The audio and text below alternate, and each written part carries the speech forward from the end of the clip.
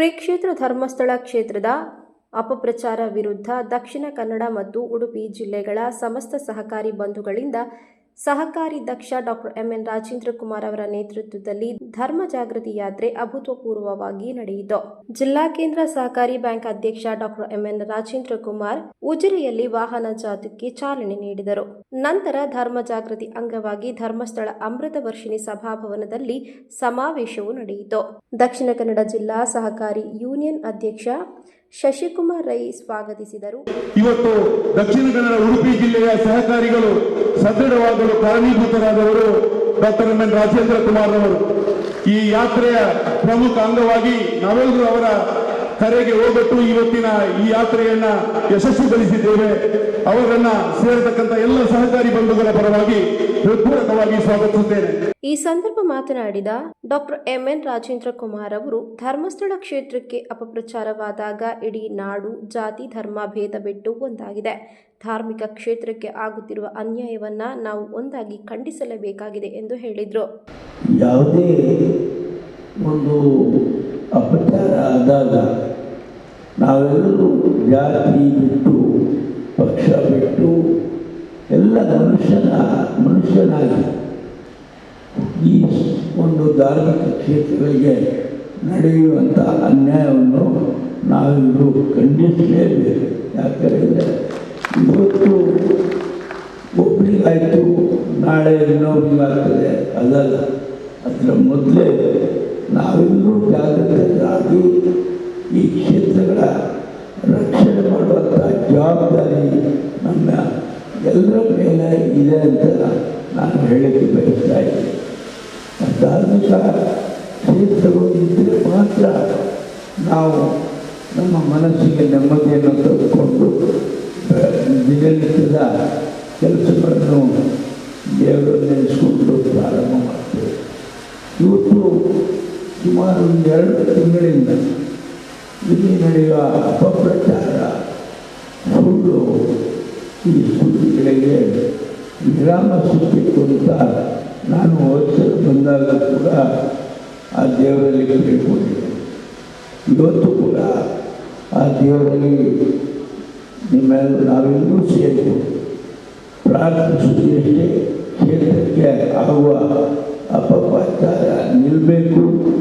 ನಾವೆಲ್ಲರೂ ಜಾತ್ಯತೀತವಾಗಿ ಪಕ್ಷಾತೀತವಾಗಿ ಈ ಒಂದು ದೇವಸ್ಥಾನಗಳಿಗೆ ಬೆಂಬಲವನ್ನು ವ್ಯಕ್ತಪಡಿಸಬೇಕು. ಕಾವಂದರ ಜೊತೆ ನಾವೆಲ್ಲರೂ ಇದ್ದೇವೆ ಅನ್ನುವಂಥದ್ದನ್ನು ಇವತ್ತು ನಾವು ತೋರಿಸಿಕೊಟ್ಟಿದ್ದೇವೆ. ಅದನ್ನು ನಿರಂತರವಾಗಿ ಮುಂದುವರಿಸಿಕೊಂಡು ಹೋಗುವಂಥ ಕೆಲಸವನ್ನು ನಾವೆಲ್ಲರೂ ಮಾಡುವ. ಯಾರಿಗೂ ಕೂಡ ಅನ್ಯಾಯವಾದ ರೀತಿಯಲ್ಲಿ ನಾವು ಬೆಂಬಲವನ್ನು ವ್ಯಕ್ತಪಡಿಸ್ತೇವೆ. ನಾವೆಲ್ಲರೂ ನಿಮ್ಮ ಜೊತೆ ಇದ್ದೇವೆ. ಮೂಡಬಿದ್ರೆ ಆಳ್ವ ಶಿಕ್ಷಣ ಪ್ರತಿಷ್ಠಾನದ ಅಧ್ಯಕ್ಷ ಡಾಕ್ಟರ್ ಎಂಎನ್ ಮೋಹನ್ ಆಳ್ವ ಅವರು ಮಾತನಾಡಿ, ಧರ್ಮಸ್ಥಳ ಕ್ಷೇತ್ರದಿಂದ ಧಾರ್ಮಿಕ, ಸಾಮಾಜಿಕ, ಶೈಕ್ಷಣಿಕ, ಸಾಂಸ್ಕೃತಿಕ ಕ್ಷೇತ್ರಕ್ಕೆ ಆದ ಕೊಡುಗೆಯನ್ನ ನಾವು ಎಂದೂ ಮರೆಯುವಂತಿಲ್ಲ.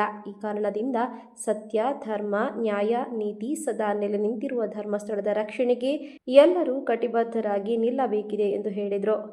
ಇಡೀ ಗ್ರಾಮಾಭಿವೃದ್ಧಿ ಯೋಜನೆ 1982ರಲ್ಲಿ ಪ್ರಾರಂಭವಾದದ್ದು, 4 ಮಂದಿಯಿಂದ ಪ್ರಾರಂಭ ಆದದ್ದು. ಇವತ್ತು 45,000 ಜನ ಉದ್ಯೋಗಿಗಳಿದ್ದುಕೊಂಡು 6,49,000 ಸ್ವಸಹಾಯ ಗುಂಪುಗಳಿದ್ದುಕೊಂಡು ಇವತ್ತು 54 ಲಕ್ಷ ಸದಸ್ಯರಿದ್ದುಕೊಂಡು 3,48,259 ಕೃಷಿಕರ ಪ್ರಗತಿ ಬಂಧು ಸ್ವಸಹಾಯ ಸಂಘ ಇದ್ದುಕೊಂಡು ಇವತ್ತು 20,89,594 ಕೃಷಿಕರಲ್ಲಿ ಸೇರಿಕೊಂಡು ಒಂದು ರಾಜ್ಯದ 8,68,769 ಎಕರೆ ಜಾಗದಲ್ಲಿ ಇವತ್ತೊಂದು ಕೃಷಿ ಮಾಡ್ತಾ ಇರೋದು ಎಷ್ಟು ಸುಂದರವಾದಂಥ ಕೆಲಸ, ಇದು ಎಷ್ಟು ದೀರ್ಘವಾದಂಥ ಕೆಲಸ.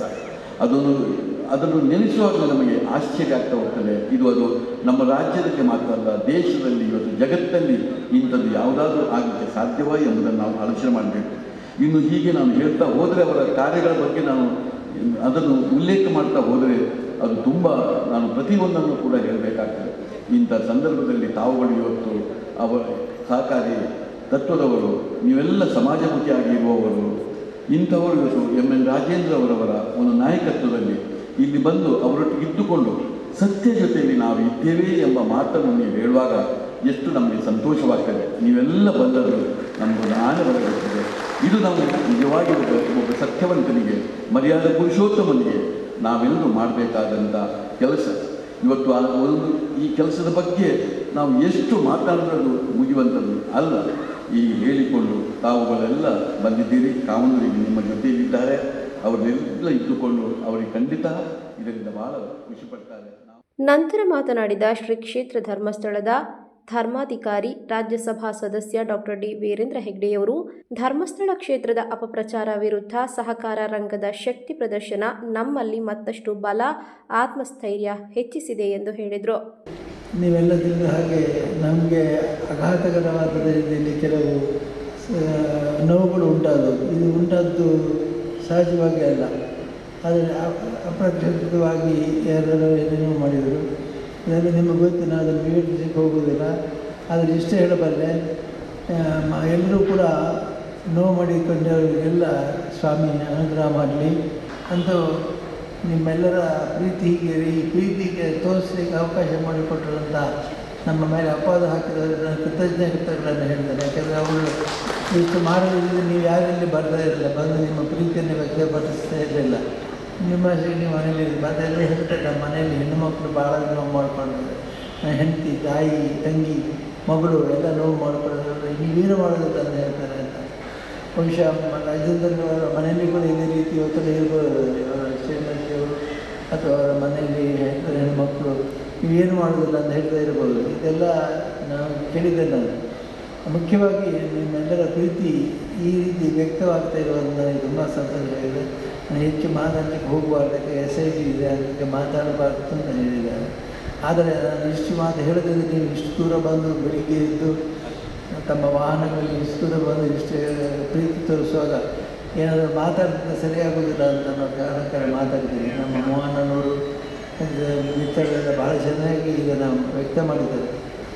ಧರ್ಮಸ್ಥಳದ ವಿಷಯದಲ್ಲಿ ನಾವು ಯಾವ ಪಕ್ಷ ಮತ್ತು ಯಾವ ವ್ಯಕ್ತಿಯನ್ನು ನೋಡಿ ಸಹಾಯ ಮಾಡೋದು, ಉದ್ದೇಶದ ಮೇಲೆ ಸಹಾಯ ಮಾಡ್ತೇವೆ. ಉದ್ದೇಶಕ್ಕಾಗಿ ನಾವು ಸಹಾಯ ಮಾಡುವಂಥದ್ರಲ್ಲಿ ವ್ಯಕ್ತಿಗಾಗಿ ಅಥವಾ ಒಂದು ಗುಂಪಿಗೆ ನಾವು ಮಾಡೋದು. ಇಷ್ಟರವರೆಗೆ ನಾವು ಮಾಡಿದ ಸೇವೆಯನ್ನು ದೇವರು ಮೆಚ್ಚಿದ್ದಾರೆ ಅನ್ನೋದಕ್ಕೆ ನೀವೆಲ್ಲ ಇಲ್ಲಿ ಬಂದಿದ್ದೀವಿ ಸಾಕು. ದೇವರು ಮೆಚ್ಚಿದ್ದನ್ನು ಹೇಗೆ ನಾವು ಗುರುತಿಸೋದು, ದೇವರನ್ನು ಗುರುತಿಸೋದು ಹಾಗೆ ನಿಮ್ಮಂಥ ಪ್ರೀತಿ ಭಕ್ತಿಗಳು ಅಥವಾ ಅಭಿಮಾನಿಗಳಿದ್ದರೆ ಅದೇ ದೊಡ್ಡ ಶಕ್ತಿ. ನಮ್ಮ ರಜತಕುಮಾರರು ಅದನ್ನೇ ಘಟಿಸಿದರು.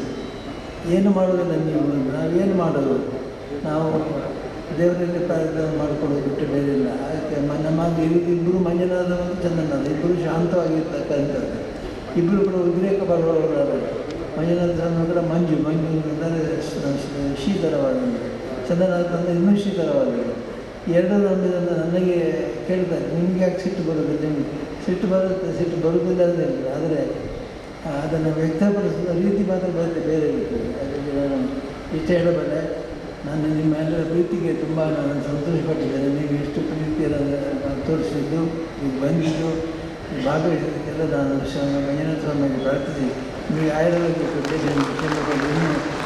ನಿಮ್ಮ ಸೊಸೈಟಿಗಳಲ್ಲಿ ಇರುವ ಎಲ್ಲ ಸದಸ್ಯರಿಗೂ ಕೂಡ ಒಳ್ಳೆಯದಾಗಲಿ ಎಂದು ಪ್ರಾರ್ಥಿಸಿ ನಾನು ಮಾಡ್ತೀನಿ. ಶ್ರೀಧಾಮ ಮಂದಿರದ ಶ್ರೀ ಮೋಹನದಾಸ ಸ್ವಾಮೀಜಿ, ದಕ್ಷಿಣ ಕನ್ನಡ ಹಾಲು ಉತ್ಪಾದಕರ ಸಹಕಾರ ಒಕ್ಕೂಟದ ಅಧ್ಯಕ್ಷ ರವಿರಾಜ್ ಹೆಗ್ಡೆ, ಕ್ಯಾಂಪ್ಕೋ ಅಧ್ಯಕ್ಷ ಕಿಶೋರ್ ಕುಮಾರ್ ಕೂಡ್ಗಿ, KMF ನಿರ್ದೇಶಕ ಬೆಳಪು ದೇವಿ ಪ್ರಸಾದ್ ಶೆಟ್ಟಿ, ದಕ್ಷಿಣ ಕನ್ನಡ ಮತ್ತು ಉಡುಪಿ ಜಿಲ್ಲೆಯ ಸುಮಾರು 10,000ಕ್ಕೂ ಅಧಿಕ ಮಂದಿ ಧರ್ಮ ಜಾಗೃತಿ ಯಾತ್ರೆಯಲ್ಲಿ ಭಾಗವಹಿಸಿದ್ದರು.